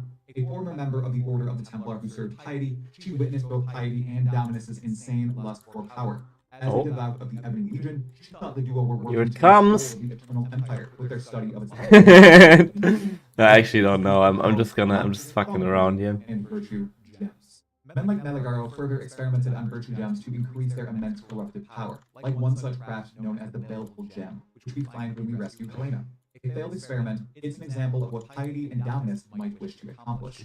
With guidance from Aramir and Helena, we push through the wilds of Greyclass and break through a blocked-off Val ruin using a concoction brewed by the long-gone Malagaro. Inside, we surpass Val constructs and the living Val dead, until we accidentally unleash a great darkness upon Greyclass. It washes over the region, but its focal point lies at the apex of the pyramid, stored with a conjoined creature of metal, thaumaturgical and scientific might, the Val Oversoul. Dormant for centuries, if not longer, it awakens, the darkness giving it some semblance of sentience. Astonishingly, we, between slams, lasers, and balls of freezing cold, deconstruct the odd Val machine. The Val, gone as they are, wiped from the world in an instant, left behind a fantastical array of vile machinations and undiscovered secrets. If only there was a way we could see them at their peak, when they wielded the brutal might of thaumaturgy, with the genius of Doriani. The way forward opened to what's left of the city of Sarn, the old capital of the Eternal Empire, and thusly piety and our exiler High Templar Dominus, we slide down the side of the Val Pyramid and enter the dilapidated lands of the once great Eternals. Act 3. Act 3 pits us directly against the servants of piety and dominus as we breach our way to each of their respective thaumaturgical laboratories. Concurrently, we decipher what these two are meaning to do with their time in Greyclass. We enter the ruins of Sarn and quickly save a woman named Clarissa, who points us to the crematorium, a smaller experimental hub for piety, where she's currently tormenting Clarissa's love, Tolman. Therein, we find Tolman too late and battle piety and her Blackguard servants for the first real time, only for her to teleport away. It seems she was attempting to lodge virtue gems into Tolman, to no avail. Back in the Sarn encampment, a fraction of what the Eternal Capital once looked like, we meet Hargan, a bombastic but conniving merchant, Maramoa, a Karui descendant of Kaum who intentionally became an exile to be free of slavery in Oriath, Breaker. a fleshy shell of an Ezomite man who was experimented on by piety. We learn from Grigor and few other places in Act 3 that piety is attempting to recreate the genius of the Eternals' Gemling Legion. Back in their prime, I think this is a better roof breaker setup, huh? into humans, creating formidable weapons of war. However, the process is meticulous, the repercussions of mistakes massive, and the secrets to actually succeeding seemingly lost to the thaumaturgists of the present. Keep Gemlings in your mind for Path of Exile 2 as well, as one of the ascension options of the Path of Exile 2 mercenary class is indeed a Gemling Legionnaire, And as we've seen with the huge improvements to Path of Exile storytelling in the sequel, this will have lore repercussions as it did with Grigor and other gemlings, attempted and full-on warrior monstrosities. We also discovered Grigor felt something that surpassed his limits of mortal comprehension when piety was grafting his body, some creature to which he was but a raindrop falling into a sea. He heard piety call this creature the Beast to her lackeys, a being to which she owed all thaumaturgy, a being which was the object of her ambitions. Grigor claims this beast is the source of all malformation in Rayclast. Inspired by the troop at the Sarn encampment, we first head to the Solaris Temple to confront one of Dominus's top men, General Gravisius, easily down him, and end up meeting with one of the last remaining original gemlings, Lady Diala, the Gemling Queen. Over 200 years old when we meet her, she was a gift to Malachi, master thaumaturgist of the Eternal Empire. Poor Diala obviously has lost her mind. She was a plaything of Emperor Chittis, one of the rulers of the Eternals, and Malachi after him. And as a toy of Malachi, he turned her into a gemling. Obviously, he was more successful than Piety, but even with such success, he ruined the mind of Lady Diala. With her help, us exiles, also called Not a Cockroach by Lady Diala, pursue Piety into the deepest reaches of the Lunaris Temple, which she has transformed into a pit of torture, bloodshed, and thaumaturgical thought. At least thousands are dead in the depths of the Lunaris Temple, victims of Piety's attempts at mimicking the likes of Malachi in pursuit of the Beast. It appears the disgust present in this area of Path of Exile 1 might just be surpassed in Path of Exile 2, with someone also in love with death and corruption. At long last, with nowhere to run, we confront Piety, who has been helping Dominus send more and more exiles to Rayclast to experiment on with virtue gems and other thaumaturgical designs, all in pursuit of this dark beast and the power it holds. Alone, she dies, and on her body is the key to the Scepter of God, where High Templar Dominus awaits. We rush across the remnants of the Empire to the gargantuan Scepter of God, a structure so massive it's incomprehensible to the minds of mere humans. Atop it is High Templar Dominus's laboratory, wherein he seeks to make Nightmare a reality. We battle through Emperor Chittis' beasts and creations of Dominus, navigating a twisted maze of experimental devices, ruined chambers, and toppled staircases. At the tower's pinnacle, we find Dominus and a host of misfigured miscreants, injected with nightmare, virtue gems, and whatever foul machinations High Templar Dominus could find in his Eternal Empire research. Pack by pack, we overcome them. It's just not gonna happen, is it? Addresses us, an exile capable Bit of a meme. and attacks. We best his mortal form, but then he claims reality is an illusion, before sinking into the very fabric of Rayclast, emerging from the reality hole as a malignant, demonic abomination with very little of his self remaining. Blood rains down on us as we fight the monstrosity, but we succeed in our mission of revenge, slaying High Templar Dominus, ending he and Piety's exiling and experimentation of criminals and innocents alike. What the heck just happened though? As soon as Dominus falls, Lady Diala, the Gemling Queen, portals in and congratulates us on killing the Bug Emperor, but beckons we continue to Highgate and Mount Varuso beyond that, where we shall dive headlong into the Nightmare Sea and catch and roast ourselves a nice big fishy. Despite her obvious rambling insanity, she knows something more, something important about the past that must lie in Highgate and the mountain beyond, something that answers the questions we have. So we listen to the Gemling Queen. Part 1 of Path of Exile 1's campaign comes to a head in Act 4, which is likely one of the most consequential portions of the entire Path of Exile 1 narrative or Path of Exile 2, but it's incredibly simple. Dominus, Piety, Chevron, Malagaro, Malachi, really every big bad evil guy in Rayclast history seems to derive their power from this one creature vital to the Act 4 narrative. Even us exiles, using virtue gems in our gear, derive power from it, in a way, we believe. Act 4 brings us, finally, to and quite literally into the Beast. In Highgate, a town built on the side of Mount Varuso, we meet various individuals who live in the shadow of this terrible mountain and realize the Beast lives within its core. Herein, we meet Pataris, Vanja, Kira, Tasumi, Oyun, and meet up with Lady Diala once more, who helps us burrow inside the belly of the Beast using the machine her lover and demise, Malachi, used to enter the Beast initially. During this act, we learn a bit more about Vol and his purity rebellion against the darkness of the Eternal Empire. Then a bit more about Kaum and Dureso, two characters we've already mentioned. We leap into distant realities, the dreams of Kaum and Dureso, to help repower the Rapture device, to break into the living beast alongside Lady Diala. We down the memories of both Rayclastian legends, take their essence to Lady Diala. She attempts to turn on Malachi's ingenious Dash is and pumping. tears her way into the belly of the beast. Bro. This is from where Malachi unleashed the Cataclysm onto Rayclast, forever corrupting the land. Walking now on the flesh of a seemingly primordial being, we slaughter our way nearer to the beast's heart until we stumble upon an old foe, Piety.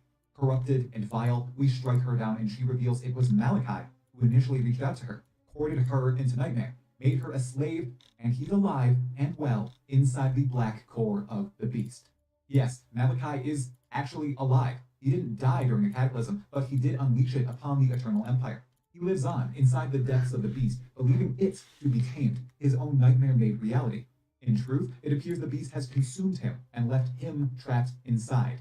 He enlisted the trusted Godless Three, Inquisitor Malagaro, Chavron of Umbra, and Doedre Darktongue to guard the path into the black core of the beast. If we down them and bring Piety, now our ally, what remains of them, she'll be able to open the way to Malachi, and we can end this once and for all. We find the organs, bring them to Piety, and finally, in the literal guts of the quivering beast, we duel Malachi alongside her. The ruined thaumaturge mocks us throughout the battle, corrupting Piety and drawing on her life force. Alas, we rip the corruption from her, and she continues to batter the master thaumaturge until he implants her on a massive scepter and retreats into the deepest innards of the beast. Piety tries to pull herself from the stake, but cannot. She beckons us to finish Malachi once and for all. So we pursue the nightmare into his final destination. Beleaguered and bloody, we match Malachi and eviscerate hearts of the Titanic beast, one by one, until we slay the last organ and deal the killing blow to Malachi, whose demonic body implodes before exploding in a mess of gut and bone. Malachi is dead. The beast is also dead. Supposedly the source of all malformation and thaumaturgy in Great Class. What are the repercussions of this? How did the beast come to be? Could there be others? Well, we discovered the answers to some of those questions quite quickly in Path of Exile 1, and others in the sequel, Path of Exile 2. A tiny spoiler for the very first cutscene in Path of Exile 2's introduction. This, right here, is another beast, a seed of corruption, and the initial antagonist of Path of Exile 2, the Iron Count Gianor, who is attempting to foster the seed's vile growth, alongside a mysterious woman and champion of light. I couldn't be more excited to dive into what exactly that means and how it will play out. The beast we encounter is old, incredibly ancient, as we discover almost immediately in the next act of Path of Exile 1. Act 5. The final 6 acts of Path of Exile 1 comprise the campaign's second part, and they tell a very different style of story than Part 1, in a completely new manner. Wherein the tale of Acts 1 through 4 may be seen and summarized as a down-to-earth story about corruption and revenge, Acts 5 through 10 up the stakes massively, creeping us exiles into the realm of Godslayers by partway through Act 5. As a whole, I reckon a few of the plot points and characters introduced during these acts will be truly consequential to Path of Exile 2, unlike the story beats outlined for Acts 1 through 4, and the upcoming lore content in the endgame and league breakdown videos. The few with consequences shall be highlighted now, alongside brief snippets about all the named icons in this part of the game afterward.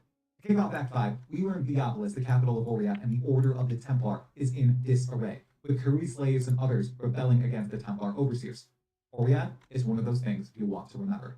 We climb Mount Caruso to activate a portal that brings us to Oriat, wherein we discover the entire city of Templars is alight.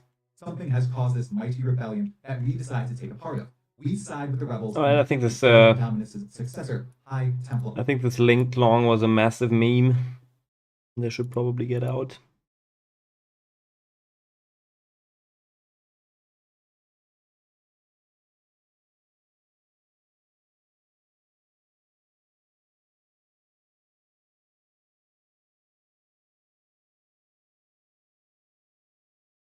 Oh, maybe.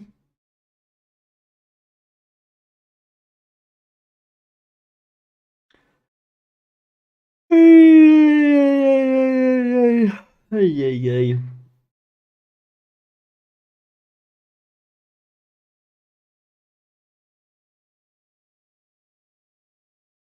Yeah, hotkey.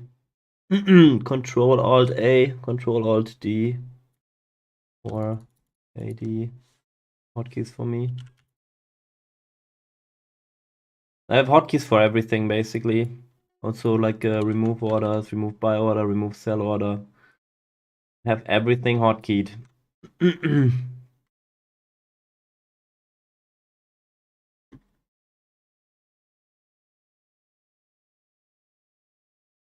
if you want to put order at top of book, it's Control Alt A or Control Alt D.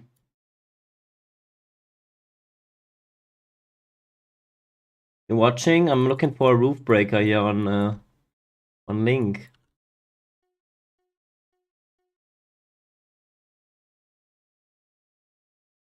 Because Litecoin is pumping, so I thought maybe I'm a genius and we get a Link pump, but I don't know.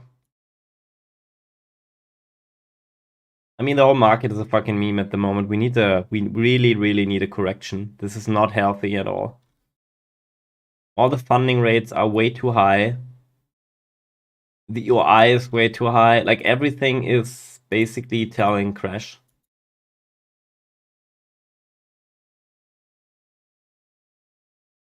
Yeah, but I'm not, dude. I saw it, but what do you want me to do? It already broke out like 15%. You want me to FOMO in now? I mean, what do you want me to do here? Why would I look at this now? You want me to long the top? I don't understand. This is already over. The whole move is over. There's nothing to do here. I mean, shorting maybe. Like, how do I? What should I do here? Dude. What do you mean zoom out? This was the move. The move is done. But tomorrow it's back here.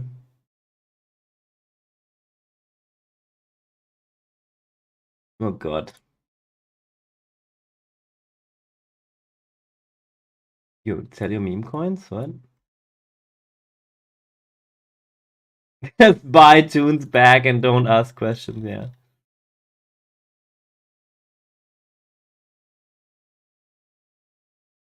Whole market is in complete euphoria. Like I see all these YouTube videos about how we hit 200k and there will be 100k daily candles and stuff like that. Like we are so in for a correction.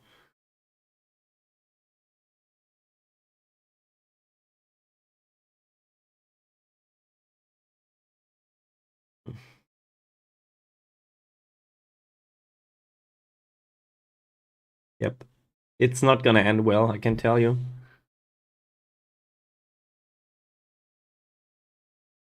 I think the only one who is cautious and who is bearish is Mistakes, right? And he's usually right about this.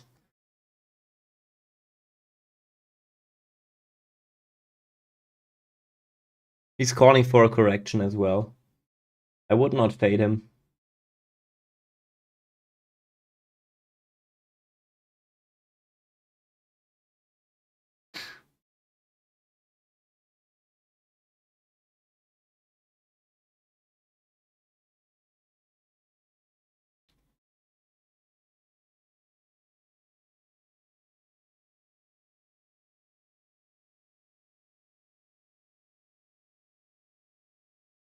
God, now I bought the top on Link. What did I do?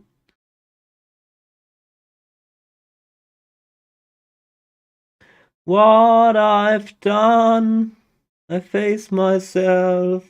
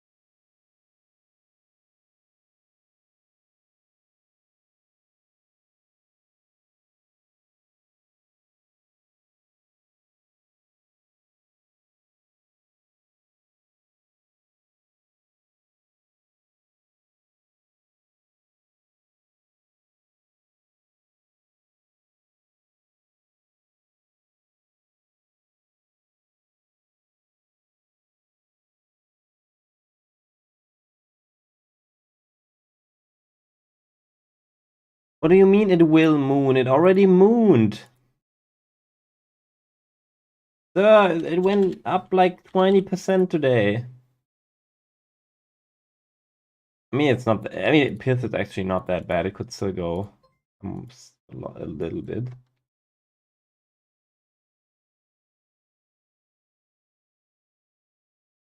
It's up over 70% from the low. Can maybe go here. Maybe. But dude, I'm not buying. Not seriously buying any altcoins right now when I think Bitcoin could correct 20%. Makes no fucking sense. You might get a double bottom on this. You might get back in here.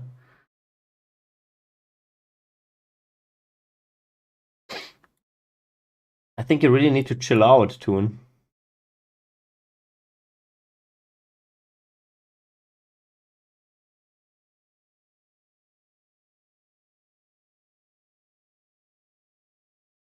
Really need to chill out. I mean, I could also tell you like this. If you look on the daily.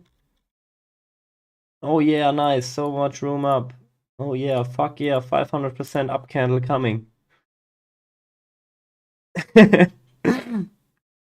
Know what I mean? It's always kind of easy to say when you zoom out, but yeah.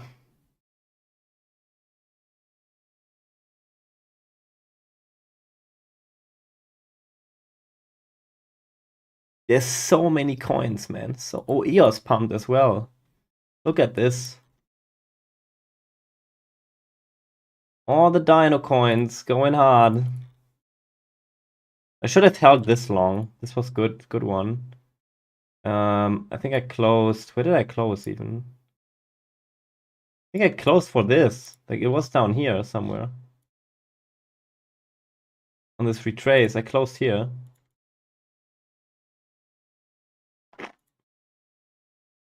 Never got back in. I mean, the close was good. Like I could have re-entered though.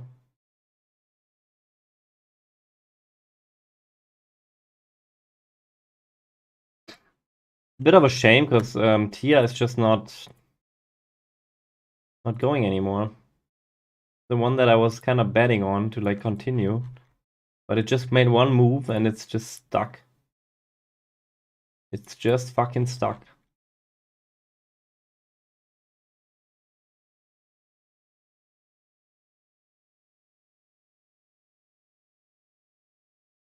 Ooh, Phantom is actually doing something now.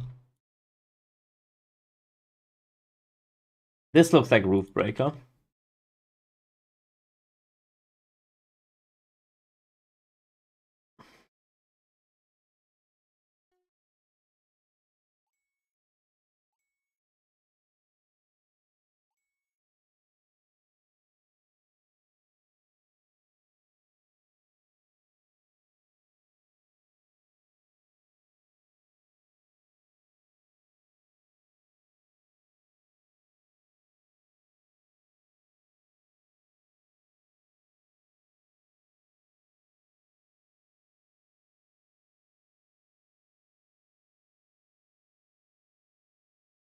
It's kind of stupid because I keep rebuying higher. It's not moving.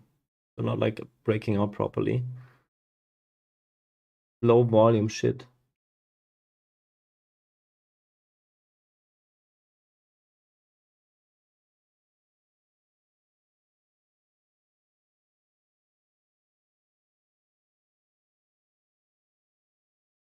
Yeah, yup. Definitely it's possible.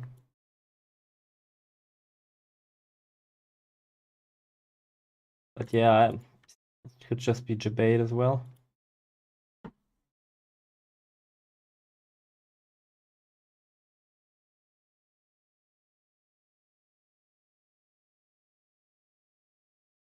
Easy to get baited.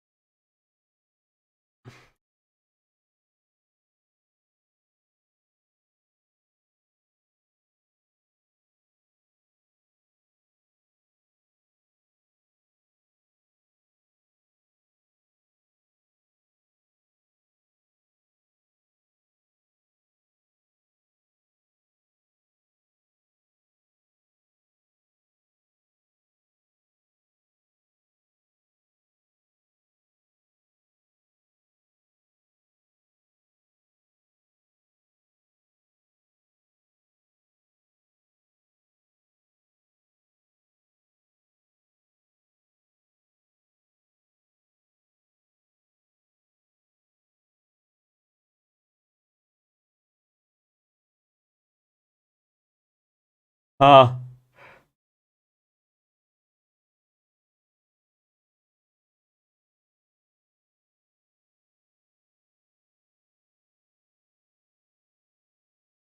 I feel like it's a big trap right now.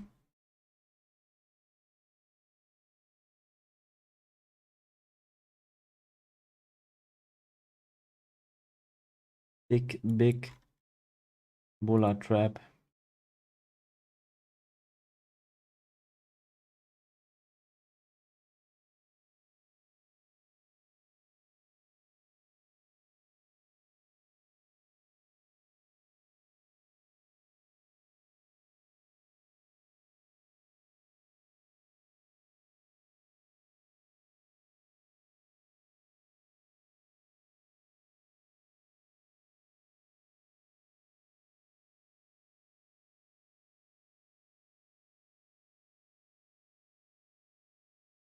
Now there's actually spot inflows on Bitcoin.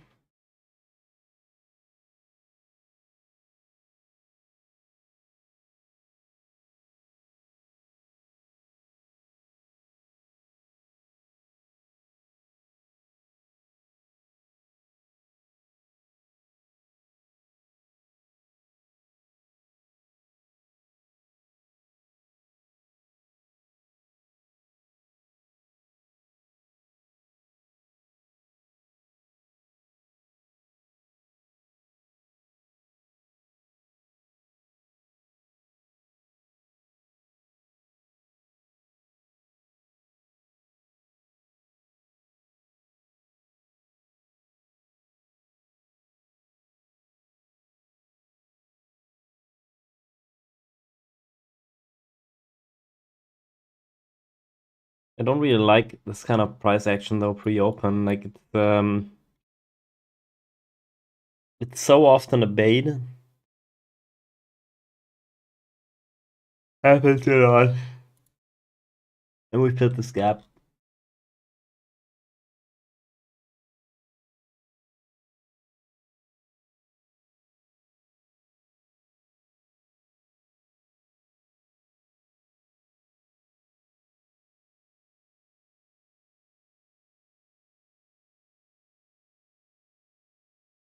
Hmm.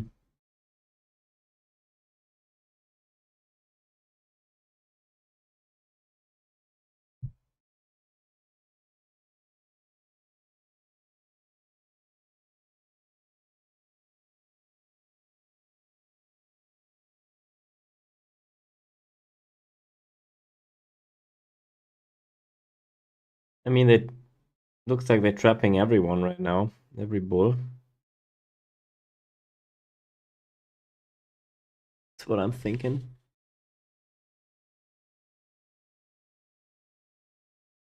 It's so fucking choppy as well. Like, it's you long altcoin, you get fucked.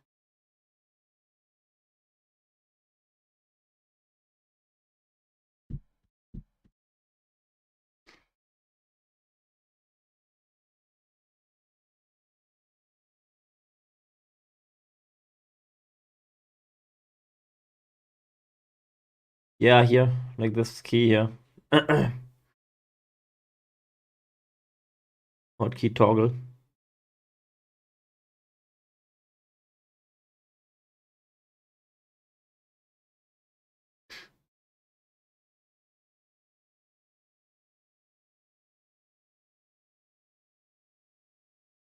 Ah.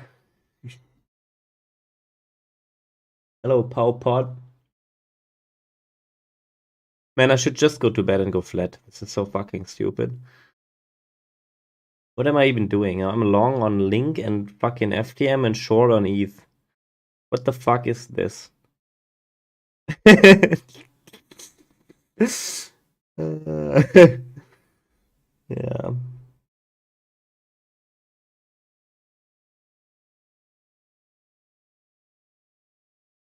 I know.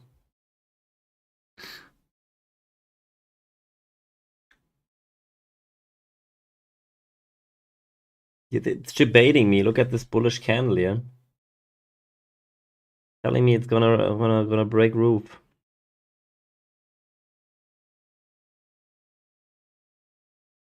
But I thought the same earlier on Kusama, and what did it do? It fucking rugged. Did this, right? And a lot of altcoins did this, by the way. That's why it's what's really concerning. So even if it does break here, right, I think there is a good chance. I think there's a really good chance it will just do this. Even if it goes above. But yeah, no real continuation. It's what I expect, kind of.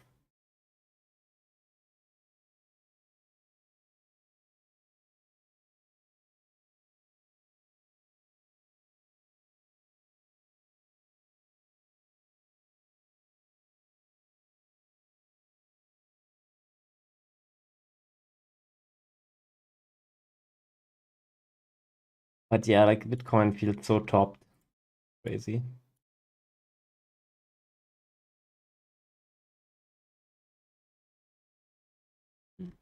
Yep, gap is filled. And I think this is a pre-open debate, to be honest. And I'm getting out of this again. This is fucking stupid.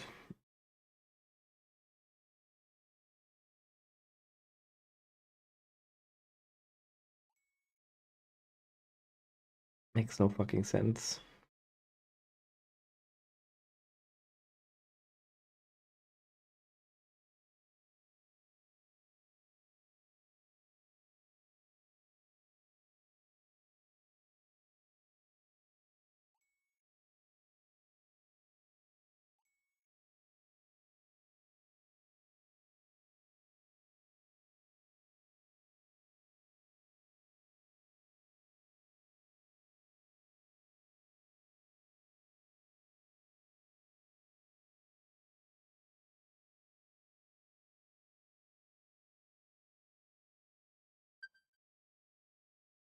Ooh.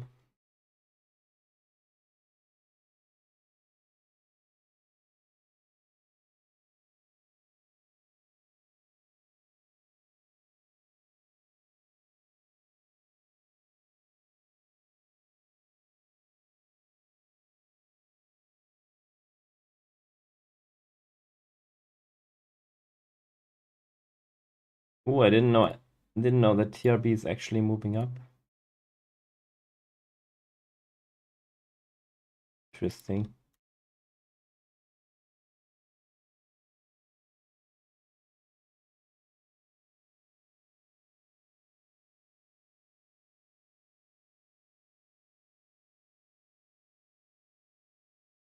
Ah.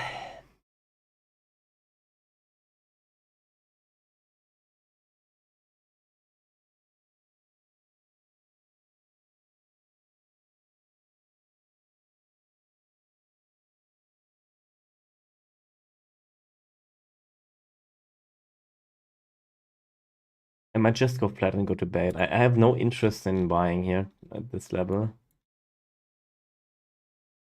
Shorting also seems stupid because everyone is just fucking FOMOing in. I don't fucking know.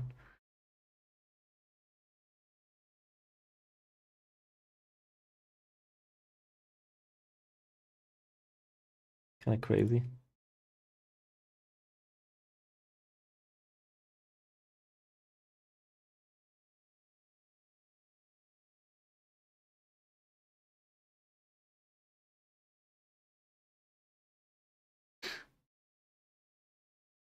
I mean, go higher, but I think we're close to a correction.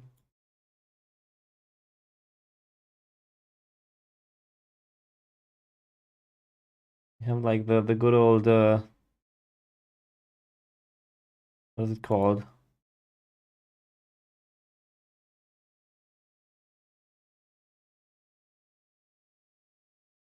Rising wedge. I mean, I think NQ looks this looks pretty bad on the lower time frame. But Nvidia is already recovering, so who knows?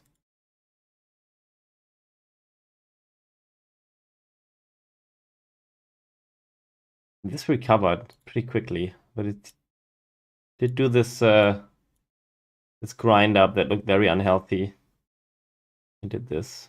But yeah, Nvidia recovered, so now it looks like this. Right, Nvidia already back up here.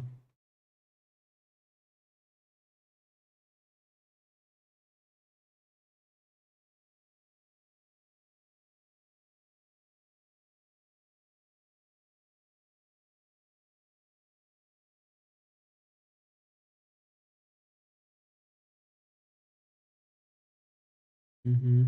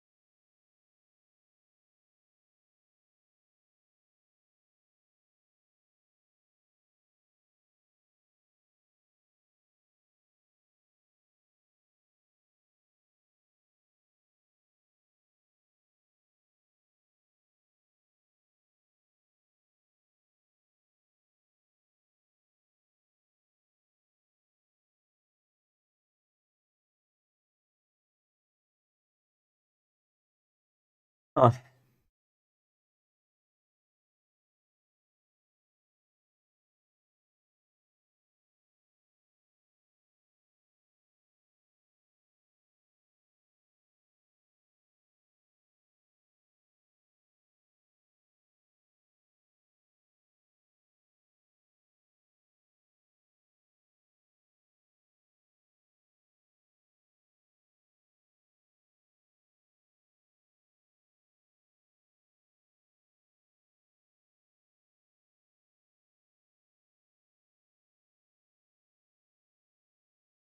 well, this is kind of in buy area, huh?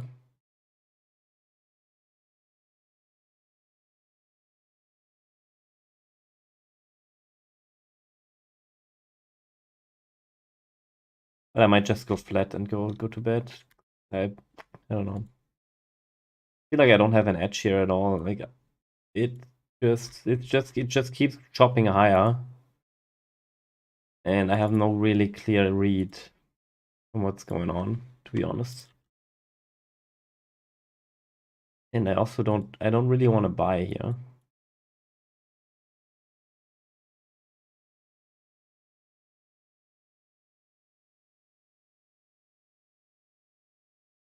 I want to buy here. That's all I know. I want to buy when Bitcoin has dipped in this gap.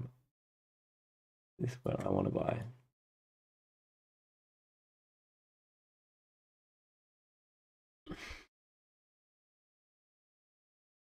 Did I get it? I don't know.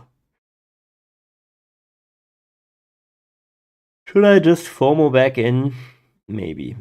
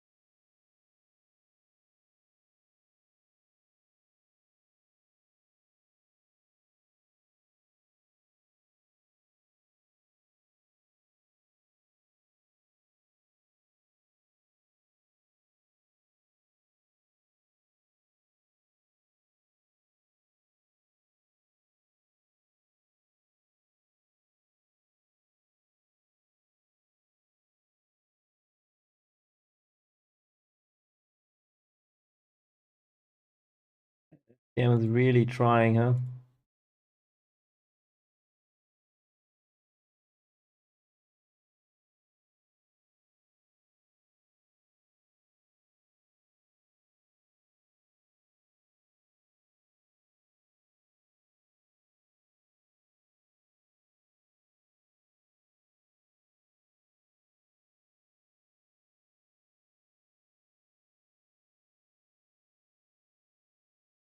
Holy shit, ETH.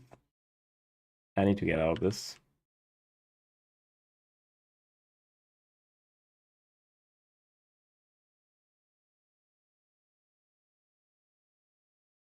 No, they are rebranding. They are rebranding. So sad. I guess I'm going to bed. Fuck this.